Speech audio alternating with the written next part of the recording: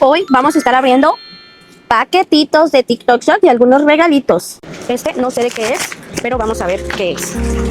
Este es un serum y una máscara de pestañas. Creo que es un serum y una máscara para pestañas. Este no sé qué sea, pero lo vamos a abrir.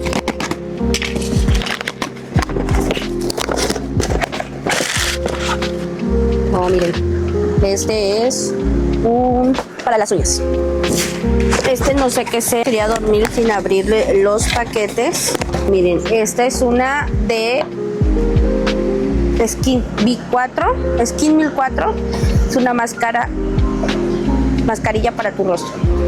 Aquí hay otro paquete que este también no sé de qué es. Hoy se me estuvieron juntando los paquetes porque fui a un evento de Beauty Creation que también les voy a subir, que es lo que me dieron. Todavía no me desmaquillo, ahorita lo voy a hacer. Y me estuvo llegando este de Olay, que es un body all. Son dos bodies como de aceitito. Y miren, este no sé de qué es. También vamos a abrirlo. Son varios paquetes.